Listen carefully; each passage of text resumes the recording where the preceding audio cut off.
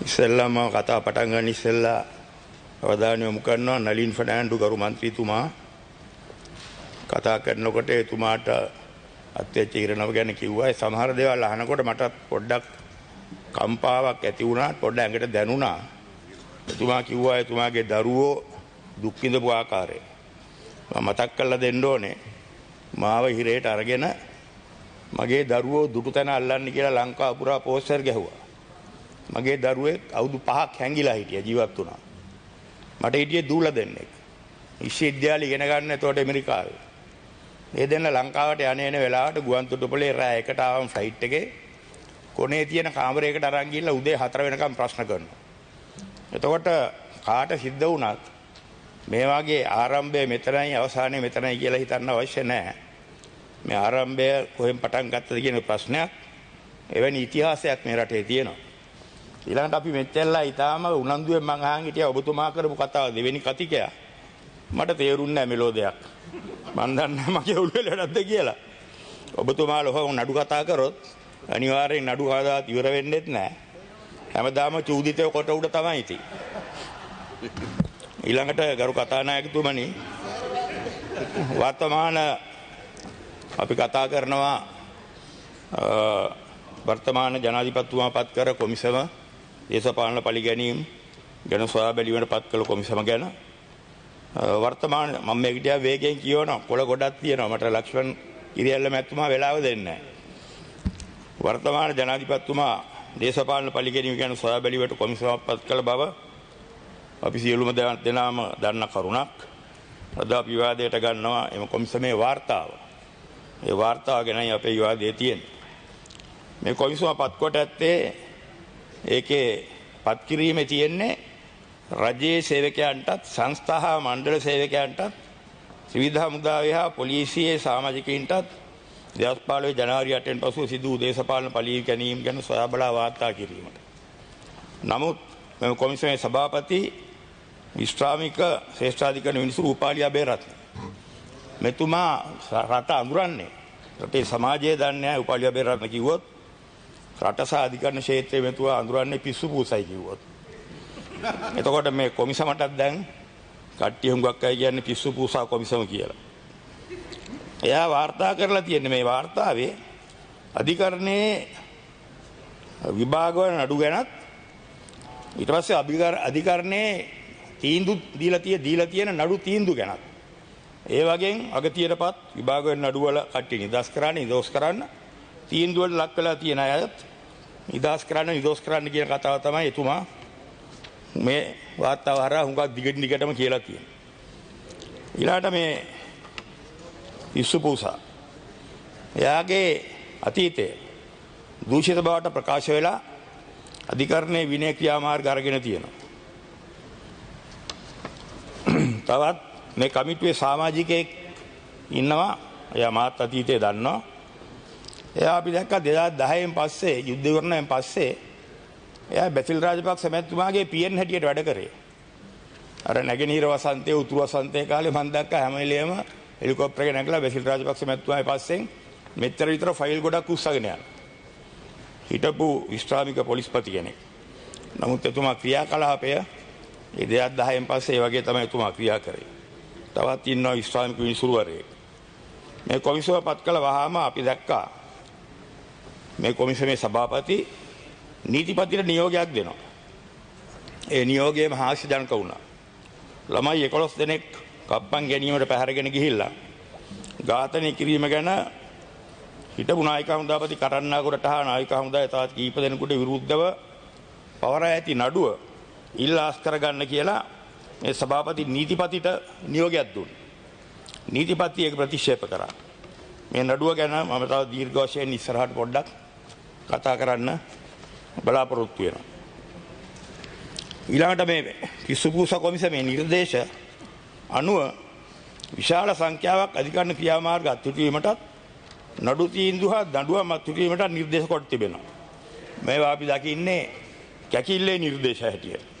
මේවා සාමාන්‍ය අපිට පිළිගන්න පුළුවන් යථාර්ථවාදී කියලා අපි දකින්නේ නැහැ. මේ මගින් නීති අතර ගැනීමක් සහ අධිකරණයේ හැල්ලුවට ලක් කිරීමක් සිදු වී තිබෙනවා කියලා අපි විශ්වාස කරනවා. ජනාධිපතිතුමා 2021 ජනවාරි 15 වෙනි දින ඉදිරිපත් කළ අමාත්‍ය මණ්ඩල සංදේශයක් මගින් අවසන් වර්ෂ 2019 අංක 3 දරන පනතින් සංශෝධිත 1948 අංක 17 දරන පරීක්ෂණ කොමිසම සභා පනතේ දෙවන වගන්ති යටතේ නිකුත් කළ අධිකාරී පත්‍රයක් මගින් පත් කළ කොමිසමය. ඒ කියන්නේ මේ කොමිසම පිස්සුකුස කොමිසම වාර්තාවේ යෝජනා වලට පාර්ලිමේන්තුවේ අනුමැතිය ලබා ගැනීමට අවසරය අනුමත කරවාගෙන තියෙනවා. එතකොට මෙතනදී මේ අමාත්‍ය මණ්ඩල සංදේශය මගේ ගෙදරටත් ලැබෙන සලස්සලා තිබුණා කවුරු හරි තමුන්නාසලාගේ කැබිනට් ඇමති කෙනෙක්. මේකේ ටිකක් නිකන් අඤ්ඤම් ගතියක් තියෙනවා. මේකේ කියලා තියෙනවා අනුමැතිය ඉල්ලලා තියෙන්නේ ඊය සදාන් කරුණු හේතු කොටගෙන පාස් සදාන් යෝජනා ක්‍රියාත්මක කිරීම සඳහා අමාත්‍ය මණ්ඩලයේ අනුමැතිය අපේක්ෂා කරමි. 1. ඊය සදාන් ජනාධිපති පරීක්ෂණ කොමිසම් සභාව විසින් සකස් කර ඉදිරිපත් කර ඇති අවසන් වාර්තාවේ 1 2 3 වෙලුම් සහ ලිපි දෝෂ සහිත මුද්‍රණ දෝෂ නිවැරදි කිරීමේ පරිශිෂ්ටය යෝජනා සම්මතයක් මගින් පාර්ලිමේන්තුව වෙත ඉදිරිපත් කිරීම. ඒකේ දෙකේ දෙවෙනි කොටස තියෙනවා.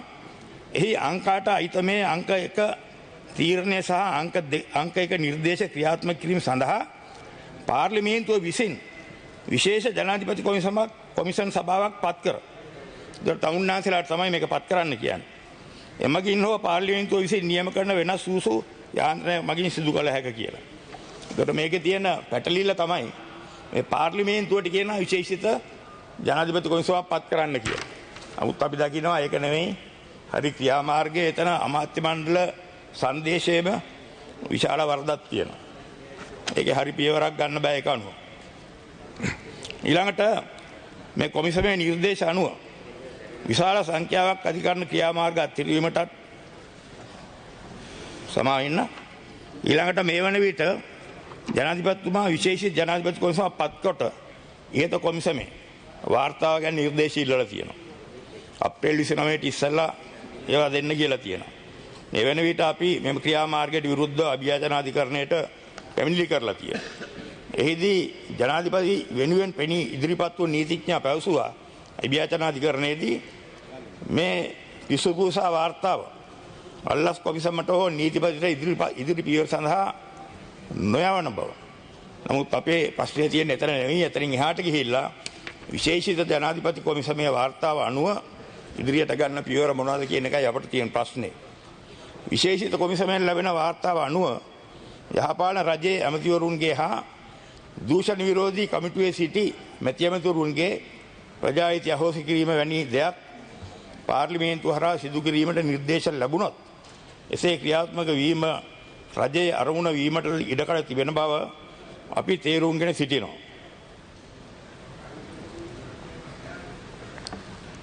මේක ආණ්ඩුක්‍රම ව්‍යවස්ථාවේ 81 වෙනි වගන්තියෙන් මේකට ප්‍රතිපාදන තියෙනවා.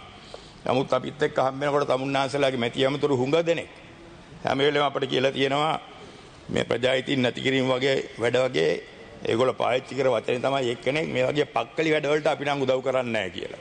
අපි දන්නවා තමුන්නාන්සලාගේ සමහර මැති ඇමතුරු එවැනි ක්‍රියාදාමයකට රජය ගවන් කරනවට විරුද්ධයි.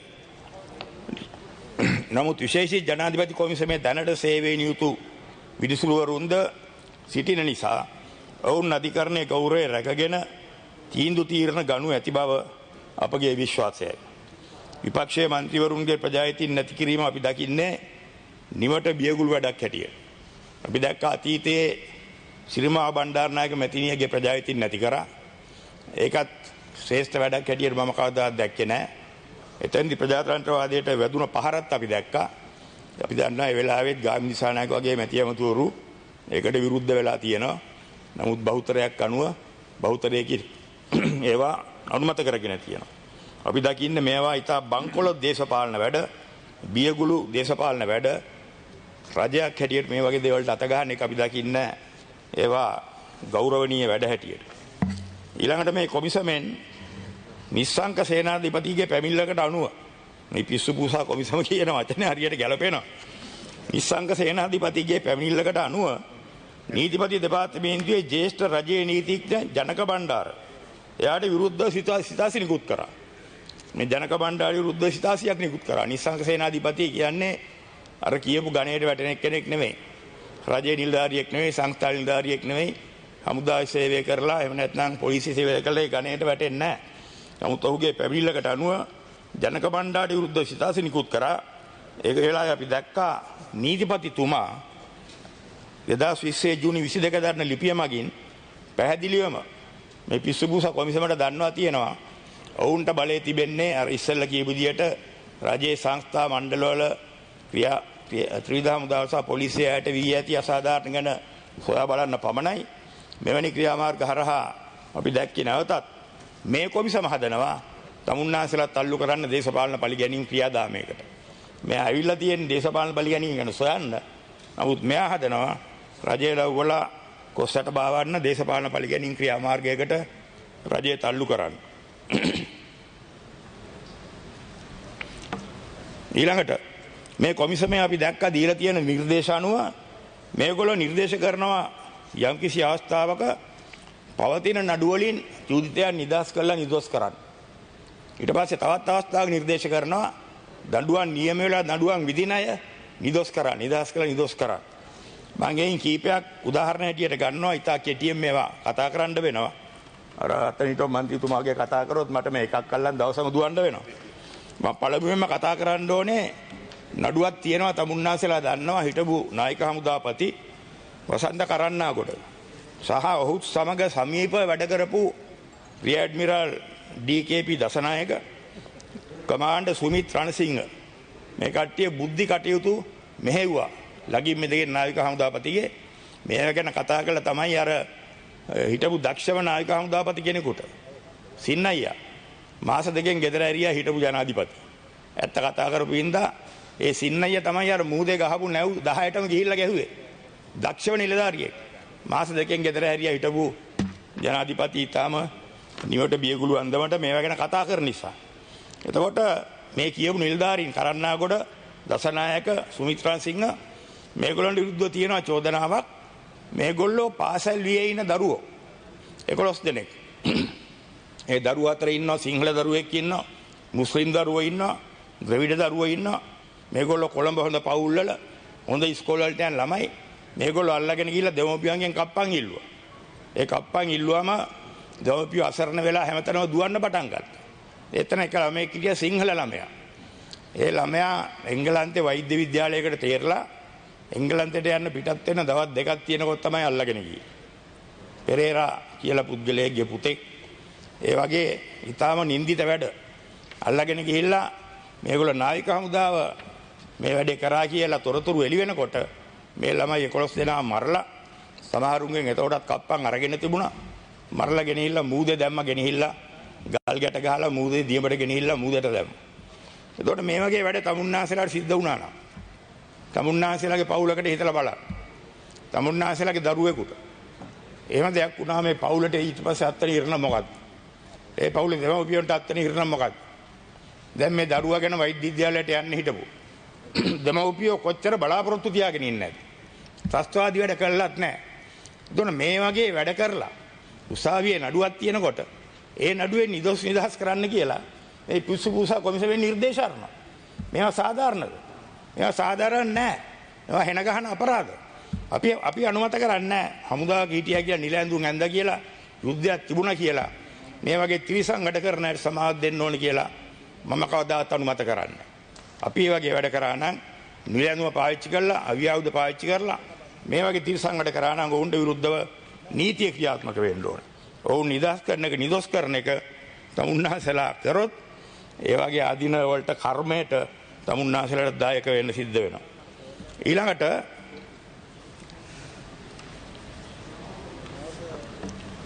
තවත් නඩුවක් තියෙනවා නිදොස් කරන්න කියලා. මේක ටිකක් දීර්ඝව තියෙනවා. වේගෙන් කියවන්න ඕනේ. මේකේ ඇති චෝදනාවලින් නිදහස් කරන්න කියලා තියෙන ඇවන්ගාඩ් අධිපති. එයා රජයේ සේවකයෙක්වත් කවුරුවත් නෙමෙයි. එයා කැප්ටන් කෙනෙක් කාලේ හමුදායෙන් ගියපු කෙනෙක්. යුද්ධයට බය ගියපු කෙනෙක්. යුද්ධයට බය ගිහිල්ලා ඊට පස්සේ ඒ කාලේ යුද්ධයට බය පැනලා යන සොල්දාදුවෝ පිරිසක් හිටියා. මේ යුද්ධය අතරමංගලා ඉන්න කාලේ. මෙයා ඒ වගේ කට්ටියකට ගොඩක් අල්ලගෙන ඒගොල්ලන්ට කවුරුවත් රස්සාවක් දෙන්නේ නැහැ. ඒගොල්ලෝ අල්ලගෙන රුපියල් 8000 පඩියට සිකියුරිටි ෆර්ම් එකක් දැම්මා. ඒ රුපියල් 8000 ගෙවන්න එක්කෙනෙකුට. ඒ වයින් තමයි මෙයා කෝටිපතියෙක් වුණේ. ඔය නිශ්ශංක සේනාධිපති කියලා දැන් කයිවාරු ගහන එක්කෙනා. මම මෙතන මතක් කරන්න ඕනේ. මේ දවස්වල තමුන්නාන්සලාගේ නායකතුමා එක්ක හැප්පෙන නීතිඥයෙක් ඉන්නවා තමුන්නාන්සලා පැත්තේ මේ වෙලාවේ. එයා තමයි අපේ පැත්තේ ඉඳගෙනත් නිශ්ශංක සේනාධිපති බේරන්න වැඩ කරේ. නිශ්ශංක සේනාධිපතිගේ ගෝලයා. දැන් තමුන්නාන්සලාගේ නායකතුමා එක්ක හැප්පෙනවා මේ දවස්වල. එතකොට ඒ වගේ නඩුවකට නිශ්ශංක සේනාධිපති නිදොස් කරන්න කියලත් මේ කොමිසමෙන් කියලා තියෙනවා. සේනාධිපතියේ තියෙන නඩුව තමයි 2010 වසරට පෙර මුහුදු කොල්ලකරුවන්ගේ ආරක්ෂා වීමට නැව්වලට අවශ්‍ය අවිලබා දීම හා බාර ගැනීම අපේ නාවික හමුදාව සිදු කරා. 2010න් පසුව ආරක්ෂක අමාත්‍යාංශය මේ සඳහා නිශ්ශංක සේනාධිපතිට අවසර දී රජයට ලැබුණ විශාල මුදලක් රටට අහිමි කරා. මේ ක්‍රියාදාමයේ හරහා නාවික හමුදාව කරනකොට වසර මාසයකට රජයට ලැබුණා ඩොලර් මිලියන 1.5ක්. ඒ කියන්නේ අවුරුද්දක ඩොලර් මිලියන 18ක්. රුපියල් වලින් බැලුවොත් බිලියන 3.6ක් කෝටි 360ක්. මේක රජයට අහිමි වුණා, නාවික හමුදාවට අහිමි වුණා. මේ ව්‍යාපෘතිය දුන්න සේනාධිපතිට 2010න් පස්සේ ආරක්ෂක අමාත්‍යාංශය. මෙම අවසරය ලබාගත් නිශ්ශංක සේනාධිපති මෙම ක්‍රියාවලිය නීති විරෝධී ලෙස නීති විරෝධී අවිපාවිච්චි කරමින් කරගෙන ගියා. ඔහු රතු මුහුදේ නවතා තිබූ MV ඇවන්ගාඩ් නැව මගින් හා ගාලුවරායෙන් ඔබ්බේ ඒ කියන්නේ අපේ මුහුදු සීමාවෙන් එළියේ නවතා තිබුණ MV මහනුවර යන නැව්වල ලංකාවේ කොඩිය ගහගෙන නීති විරෝධී ලෙස අවි තබාගෙන නැව්වලට ආරක්ෂාව සඳහා අවි නිකුත් කිරීම කරගෙන ගියා. රතු මුහුදේ නැවේ T56 400ක් තිබුණා. මේ නැව් අපේ මුහුදෙන් එළිය තිබ්බත් නාවික හමුදාට බලය තියෙනවා. ලංකාවේ කොඩිය ගහගින්න ඉඳ ඕනෙලා ගිහලා චෙක් කරන්න තඩංගුවට ගන්න. නාවික හමුදාව රතු මුහුදේ තිබුණ නැව අත්අඩංගුවට ගත්තම ඒකේ T56 400ක් තිබ්බා. ගාලුවරයට ඔබ්බෙන් නැවතා තිබුණ නැව අඳවාගෙන ව්‍යාපාර කරගෙන ගියා. ඒකෙත් ඒ වගේම අනවසර T56 300ක් පමණ තිබුණා. ඒ ඔක්කොම නාවික හමුදාව මේ නැව් ඇල්ලුවේට ඔහු කිව්වේ ඒවා ජාත්‍යන්තර මුහුදේ නවතා තිබුණ නිසා නාවික හමුදාවට ඒවා ඇල්ලීමට බලයක් නොතිබු බවයි. නමුත් මොහු මෙම නැව්වල ලංකාවේ කොඩිය ඔසවා තිබුණ නිසා නාවික හමුදාවට කොහේ නවතා තිබුණත් ඒවා ඇල්ලීමට බලය තිබුණා. මෙම නැව්වල තිබුණේ නීති විරෝධී අවි. ඒ වගේ නොම්බර පවා මකා තිබුණා. සේනාධිපති කීවේ අවි එකිනෙකට ගැටි. දැන් මේ අවස්ථාවවලදී සේනාධිපති බේරා ගන්න අපේ හිටපු ඒ වෙලාව හිටපු අධිකරණ ඇමති. එයා තමයි දැන් තමුන්නාන්සේලා නායකයා එක්ක ගැටෙන්නේ. එයා මෙදිහත් වුණා. ඒක මම බය නැතුව කියනවා. ඒවා එකිනෙකට ගැටිලා නොම්බර මැකී ඇති බවයි සේනාධිපති කිව්වේ. නමුත් මේ අවි එකට ගැටුණා කියලා නොම්බර මැකෙන්නේ නැහැ. T56 එළියේ තියෙන නොම්බර ගහලා දෙපළක. ඇතුල් වුණොත් මැකුණා කියලා හිතමු. නමුත් T56 ඇතුලේ තියෙනවා working parts කියලා කෑල්ල. ඒකට මීයා කියලා අපේ සබළු කියන්නේ. ඒ කෑල්ල උඩට පල්ලෙහාට යනවා වෙඩි තියෙනකොට. ඒ කෑල්ලෙත් නොම්බරයක් ගහලා තියෙන ඇතුලේ. ඒකට අවි ගොඩක් දාලා එකට ඇතුල් වුණාට මේ ඇතුලේ තියෙන නොම්බර කවදාවත් මැකෙන්න බෑ. මේ වගේ බොරු තර්ක ගෙනෙල්ලා මෙයාගේ මේ නඩු බොහොම අබලම් කරගෙන දුර්වල කරගත්තා ඒගොල්ලෝ. මේ වගේ ක්‍රියාදාමයක් කරගෙන ගියපු නිශ්ශංක සේනාධිපතිටත් දැන් පිස්සුපූස කොමිසමේ නිර්දේශ කළා තියෙනවා ඔහු නිදොස් කරලා නිදහස් කරන්න කියලා. එතකොට රටට පාඩුයි හොර ජාවාරමක් එක පුද්ගලයෙක් කෝටිපතියෙක් කියලා මේ රජයේ ඉන්නකොට අපි ඉන්නකොට අපේ කට්ටියත් මෙහෙව්වා. තමුන්නාන්සලා දන්නවා යා දැන් තමුන්නාන්සලා රජයත් එක්ක කොහෙද ඉන්නේ කියලා. ඊළඟට මම කතා කරන්න ඕනේ මරණීය දණ්ඩනයේ නියම වූ කෙනෙක් නිදහස් කිරීමට පිස්සුපූසා කොමිසම දීලා තියෙන නිර්දේශයක්. මේ පිස්සුපූසා කොමිසමෙන් නිදහස් කරන ලෙස යෝජනා කරන මරණීය දණ්ඩනයේ නියම වූෙක් වන්නේ දැනට වන්දනාගාරයේ වසන දුමින්ද සිල්වා හිටපු පාර්ලිමේන්තු මන්ත්‍රීතුමා. දුමින්ද සිල්වාලදී පුද්ගලයා සමග මට පුද්ගලිකවම කිසිදු පුද්ගලිකව දේශපාලන ප්‍රශ්නයක් නැහැ.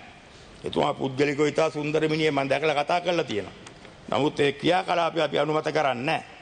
නමුත් රංජන රාමනායක විසුරුවරයෙකුට කතා කළා යයි පවසා මට ආරංචියේ විසුරුවරයට කතා කරලා තියෙන්නේ දුමින්ද සිල්වාගේ නඩු තීන්දුව දුන්නට පස්සේ එහෙම පවසා ඒ නිසා දුමින්ද සිල්වා දුන් තීන්දුව වැරදියයි කීමට තරම් මේ කොමිසමට පිසු තද වෙලා තියෙනවා.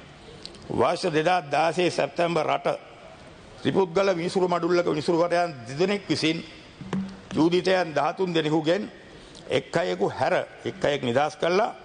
4 දෙනෙකුට මරණ දඬුවම ඇතුළුව 8 දෙනෙකුට සිර දඬුවම් නියම කරා. මේ 4 දෙනාගේ ඉන්නවා දුමින්ද සිල්වා. ඒ කේස් එකේ පසුබිම තමුන්නාසලා එම්පී ප්‍රමාණයක දන්නවා.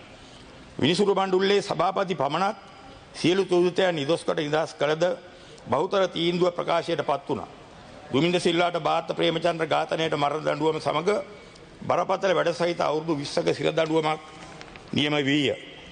දුමින්ද සිල්වා ඇතුළු තවත් චූදිතයන් 3 දෙනෙක් ශ්‍රේෂ්ඨාධිකරණයේ පංචපුද්ගල විනිසුරු මඩුල්ලකට අභියාචනය කළද ශ්‍රේෂ්ඨාධිකරණයේ පංචපුද්ගල විනිසුරු මඩුල්ල එම තීන්දුව නැවතත් පරණ තීන්දුව තහවුරු කරා.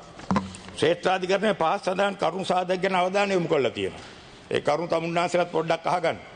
ඒගොල්ලෝ කියනවා දුමින්ද සිල්වා පාර්ලිමේන්තු මන්ත්‍රීවරයෙකු ලෙස පැවතුන නීතිවලට පළාත් පාලන ඡන්දේ දිනේදී ගරු කළ යුතුව තිබුණා.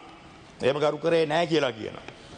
දුමින්ද සිල්වා එදා පාන්දර ඉඳලම ඡන්දදායකයන් බිය ගන්නවමින් ඡන්ද පොළවල් ළඟ සරිසරමින් සිට ඇති අතර රාජකාරියේ ඉදී සිටි සහකාර පොලිස් අධිකාරී කෙනෙක් පවා ඔහුට ප්‍රදේශයෙන් ඉවත් වෙන ලෙස ආවාද කළා තියෙනවා. මීළඟට දුමින්ද සිල්වා ඇතුළු පිරිස දිවා ආහාරයේ වේලාවේදී මත්පැන් පානය කළා තියෙනවා.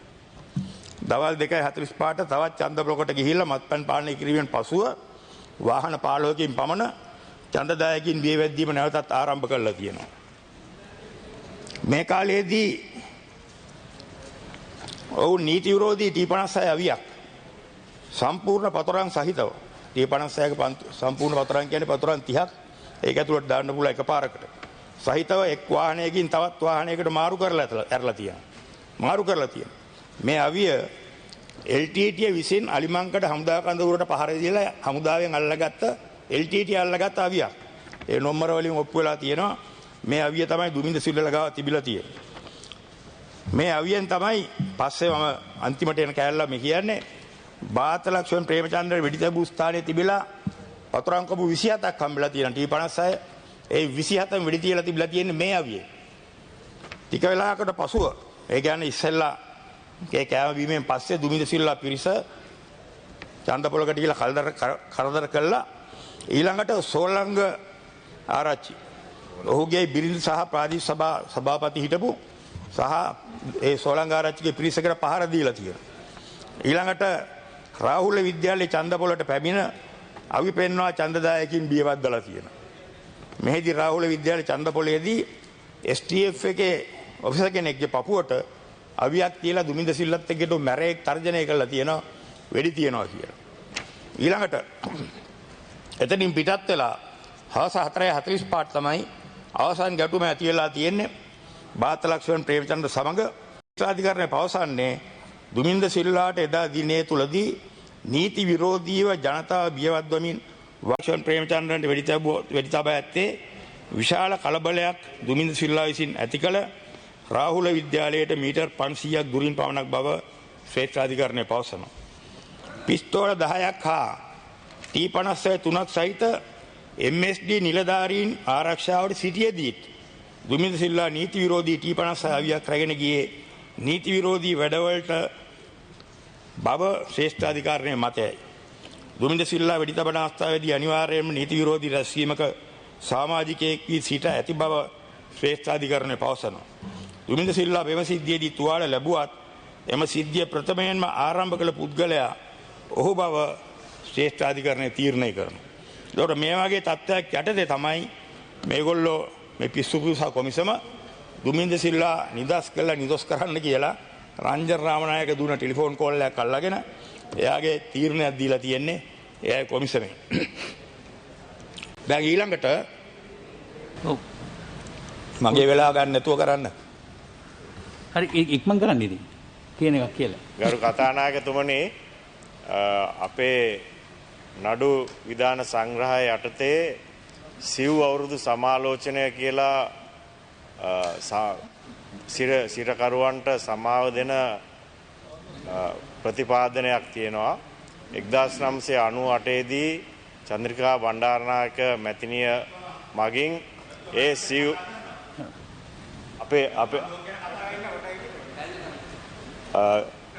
ජොන්සන් ඇමතුමා මට විනාඩියක් දෙන්න පුළුවන්ද? මේක පොඩි පැහැදීමක් කරන්න. එතුමා කතා කරනවලු ඒ ගැන.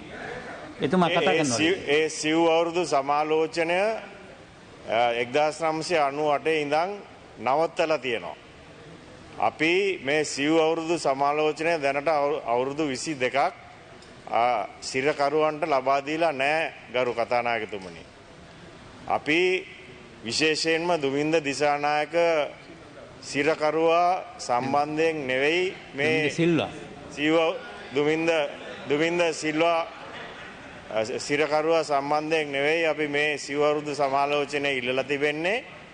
මේ අවුරුදු 22ක් අපේ සිරකරුවන් 200 ගානකට වැඩිය පිරිසක් මරණීය දණ්ඩනීය ඒ වගේම ජීවිතාන්තය දක්වා සිර දඬුවම අවුරුදු 20ක් දක්වා සිර දඬුවම ආදි වශයෙන් සිර දඬුවම් ලැබුණු සිරකරුවන් රාශියක් අද සිරගත වී සිටිනවා. එතුමන්ලාට යම් සහනයක් ලබා දීම සඳහා අපි අතිගරු ජනාධිපතිතුමාට අධිකරණ ඇමතුමා මගින් කැබිනට් පත්‍රිකාවක් ලබා දීලා තිබුණා මේ සිව් අවුරුදු සමාලෝචනය ලබා දෙන්න කියලා. මේක දුමින්ද සිල්වා මන්ත්‍රීවරයාට පමණක් නෙවෙයි මේක ඒ සියලුම සිරකරුවන්ට අදාළ වෙන දෙයක් හැටියට තමයි අපි මේ කැබිනට් පත්‍රිකාව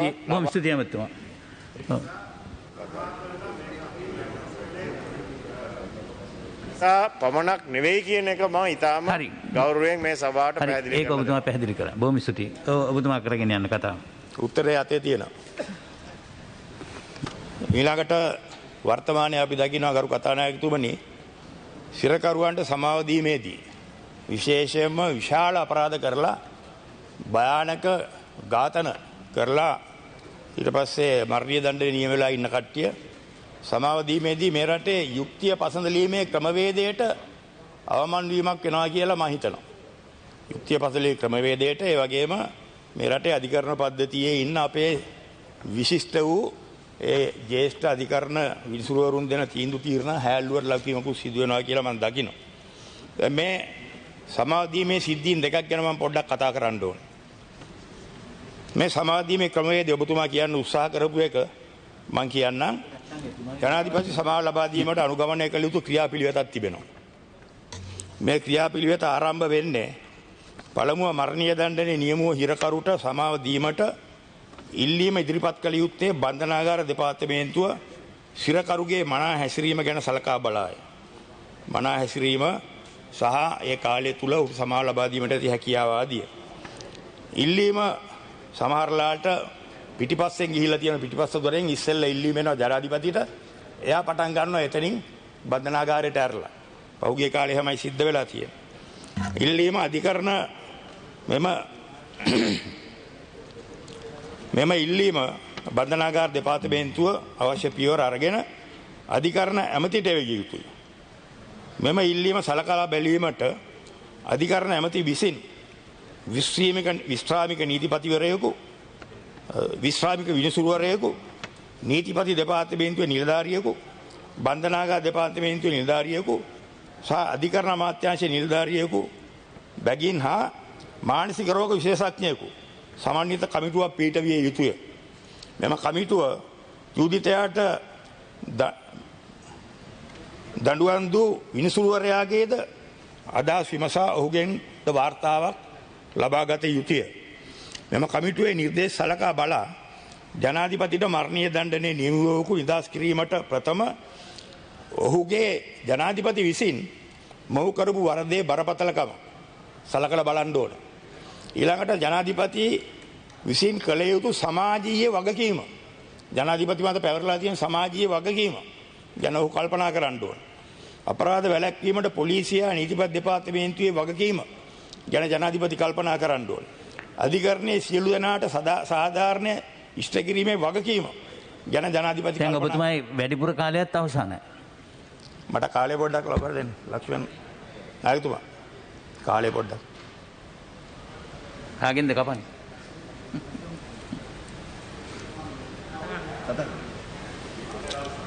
ඔබතුමා නීතිපත් දෙපාර්තමේන්තුවේ වගකීම අධිකරණයේ සියලු දෙනාට සාධාරණ ඉෂ්ට කිරීම වගකීම හා අගතියටපත් පාර්ශවයේ තත්ත්වය ගැන සොයා බැලීමට තියෙනවා.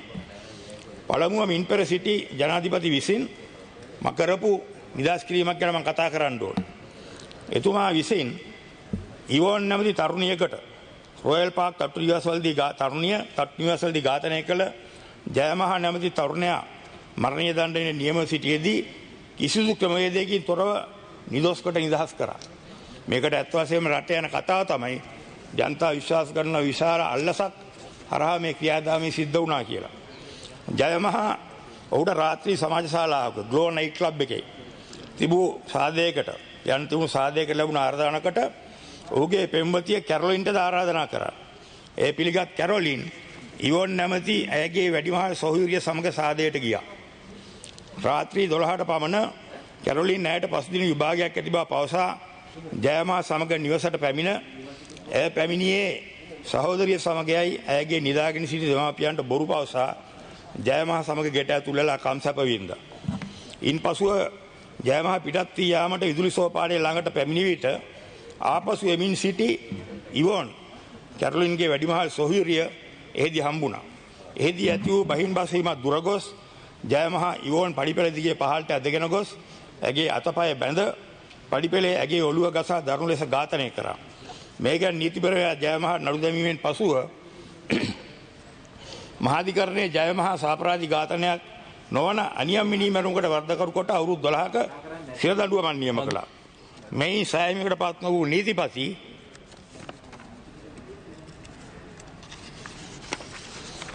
අපරාධ අභ්‍යාචන අධිකරණයට අභ්‍යාචනයක් කළ විට ජයමහාට මරණ දඬුවම නියම වුණා. ජයමහා ශ්‍රේෂ්ඨ අධිකරණයට අභ්‍යාචනය කළත් එයින් මරණ දඬුවම නැවත තහවුරු කෙරුණා. මෙවැනි අති කේදනීය අපරාධයක වරදකරුට හිටපු ජනාධිපති නිදහස දීමෙන් මුළු අධිකරණ පද්ධතියටම අගෞරවයක් සිදු වුණා. ජනාධිපති පගාගත් බව සැලවෙනවා. වෙලා මදි හින්දා මට හුඟක් දේවල් කරන්න තිබුණත් මම එක කරුණක් කියලා මේ කතාව ඉවර කරන්න ඕනේ.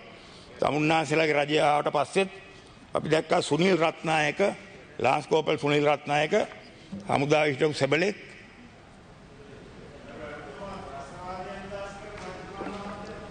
ඔබතුමා ජංජන් ගන්න නැතුව ඉන්න මගේ කතාව කරගන්න දෙන්න. සුනිල් රත්නායක නැමැති හමුදාවේ හිටපු ලාන්ස් කෝපල්වරයා මොහුට විරුද්ධ චෝදනාවක් තිබුණා. මොහු විසින් 8 දෙනෙක් අහිංසක පුරවැසියන් 8 දෙනෙක් ඝාතනය කරා කියලා මිරුසිවිල් වලදී. අලිමංකඩට ප්‍රහාර එල්ල වුණාම හමුදා පසුබැස්සා. පසුබැස්සම ඒ අවස්ථාවේ මට ගිහිල්ලා ගිහුවා අලිමංකඩ බාර ගන්න කියලා. පසුබහින් අලිමංකඩ. මම බාර අරගෙන අපේ ඉදිරි ආරක්ෂකවලල්ල මුහමාලේ ඉදිරිපත් කරා. එතකොට 12000ක සෙබළු ඒ ප්‍රදේශය දාලා අතහැරලා දුවමින් සිටියේ. අපි ඒක අමාරුවෙන් නවත්තගත්ත මුහමාලේදී. එතකොට මුහමාලෙන් පිටිපස්සේ හිටපු කිලෝමීටර් 5ක 6ක පමණ ප්‍රදේශයේ සියලු වැසියන් සියලු දෙනා ඒ ප්‍රදේශය අතහැරලා යනවා. ඒක තමයි සාමාන්‍ය දේ. එතකොට මේ කාලය ඇතුළත ඊට පස්සේ සිවිල් වැසියෝ ඒගොල්ලෝ ගෙවල් වලට වතු වලට එනවා. ඒගොල්ලොන්ගේ ගස්වල පොල් කඩාගෙන යන්න, peer, පළතුරු ආදිය කඩාගෙන යන්න. එක දවසක මම ඔක්තෝබර් මාසෙම මම යාපනයේ ඉඳලා වවුනියාවට ආවා. දෙසැම්බර් 19 වෙනිදා මේ 2000 8 දෙනෙක් තාත්තලා 3 දෙනයි ඒගොල්ලන්ගේ දරුවෝ 3 දෙනෙක් එක්කෙනෙක් අවුරුදු 5යි එක්කෙනෙක් අවුරුදු 11යි එක්කෙනෙක් අවුරුදු 13යි අම්මලා දෙන්නෙක් මේ ප්‍රදේශයට ගියා. ඒගොල්ලන්ගේ වත්තේ තියෙන දර ටික අහුලාගෙන පොල්ලතු ටික අහුලාගෙන එන්න. මේ අවස්ථාවේදී සෙබළු දෙන්නෙක් ඇවිල්ලා තියෙනවා පෙට්‍රෝල් එකක් ඒ පැත්තට. එතන ඉඳලා තියෙන එක්කෙනෙක් තමයි සුනිල් රත්නායක. ඒතර ඒගොල්ලෝ මේගොල්ලෝ අල්ලගෙන තියෙනවා. එතන තව පුද්ගලෙක් ඉඳලා තියෙනවා. එයා මරණයටපත් උන්නේ නැහැ මහේශ්වරන් කියලා. මේගොල්ලෝ එක සෙබළෙක් එතන තියලා මේගොල්ලෝ බලා ගන්න රත්නායක ගිය තව සෙබළු 6 දෙනෙක් එක්ක ඇවිල්ලා මේගොල්ලෝ එකතු වෙලා මේ කට්ටියට ඔක්කොම පහර දෙන්න පටන් අරන් තියෙනවා. මහේශ්වරන්ට සීයේ නැති වුණාම මහේශ්වරන් කම්පියුටරකට උඩින් වීසි කරලා මේගොල්ලෝ අනික් කට්ටිය අරන් පැත්තකට ගිහිල්ලා තියෙනවා. ඒගොල්ලෝ හිතුවා මහේශ්වරන් මැරුණා කියලා. මහේශ්වරන් මැරුණා කියක අනික් කට්ටිය දැක්කා කියලා හිතාගෙන සුනිල් රත්නායක ඇතුළු මේ පිරිස එතන හිටපු ඔක්කොම එතකොට 8 දෙනෙක් මේ කට්ටියට පහර දීලා සීයේ නැතුණාන් පස්සේ මේගොල්ලොන්ගේ බෙලි කපලා වලලලා තියෙනවා. පස්සේ මහේශ්වරන්ට සීය ඇවිල්ලා දුවගෙන ගිහිල්ලා රතුකුරුස සංවිධානය පොලිසිය ළඟම තිබුණ හමුදා කඳවුරේ පිරිසකුත් එක්ක ආපහු ඇවිල්ලා තියෙනවා. එනකොට මහේශ්වර නදුරගේ තියෙනවා එතන ඉඳලා සුනිල් රත්නායකත් මේ කරපු දේ හිටියා කියලා.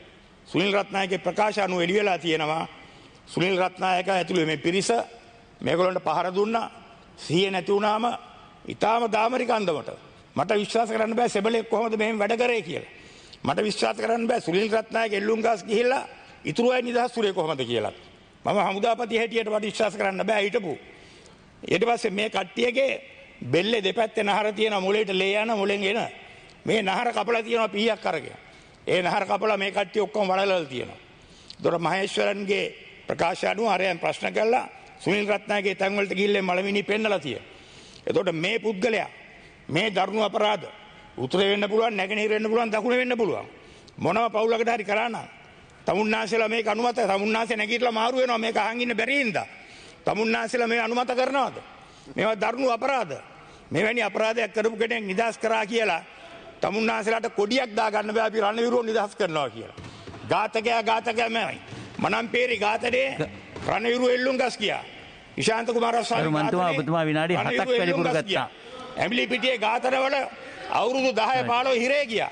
එමනම් මෙතනදී මේ ඝාතකයන් නිදහස් කිරීම ගැන තමුන්නාසෙලාට ආඩම්බර වෙන්න බෑ. මේවා අපි හෙලා දකිනවා. නමුත් පිස්සු පූසා කොමිසම මේවා කට්ටිය නිදහස් කරන්න කියලා නිර්දේශ දෙනවා.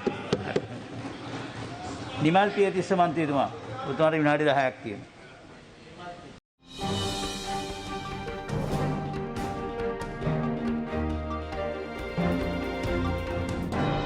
News Hub, peopleizing the news.